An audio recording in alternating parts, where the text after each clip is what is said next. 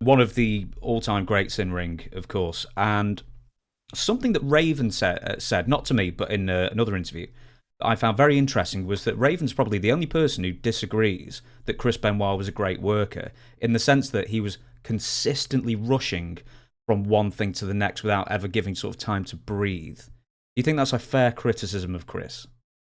No, I think that was more so of the Japanese style of pace that Chris was used to working. Japanese style of pace was attack, attack, attack. Guy jumps you attack, attack, attack, stay on your opponent. And I think Chris's style was more of a Japanese Mexican style.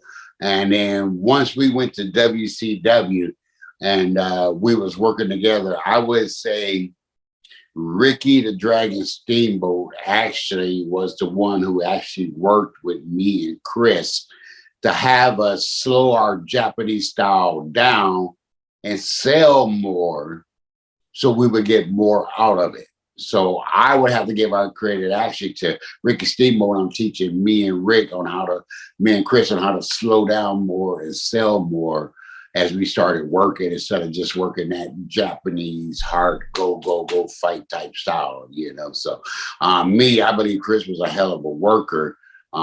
He could wrestle, he could shoot, he knew the hose, he could do some high flying and shit. So to me, he still was an all around, wrestler, So, for me, I still got to take my hat off because we had that kind of chemistry that if we had a bad match, folks thought it was a good match. And if we had a good match, folks thought it was a great match. So when we had a great match, people didn't know what to think. What was the greatest match you two guys had, do you think?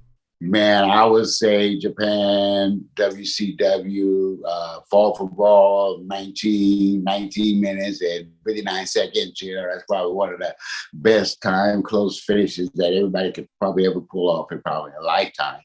You know what I mean? But we did it. Yeah. Do you find it, how easy or hard do you find to reconcile the Chris of his last days with the Chris of the 90s that you knew a lot better?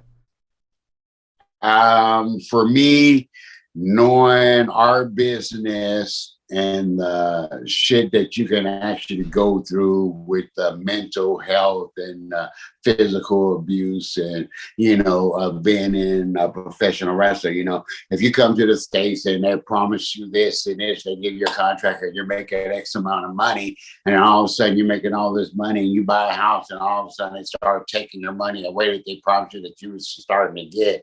And now all the days of show you start waking, they start taking some of those days away from you. And now you're not as working as many days, and now you're not as making as much money. It starts to play a role on your head. Like, fuck, are they going to fire me? Am I going to go? I just bought this house with my wife, my kid, So you start, who really knows? And then, who really knows what he was doing behind closed doors? We see a lot of people see what we do when we go to the ring and we do this, but a lot of people really don't know what's the trauma or the house problems or what problems they truly have behind closed door that drove him to maybe the drugs, the pills, the steroids, or whatever it was that caused him to lose his mind and to do what he's done.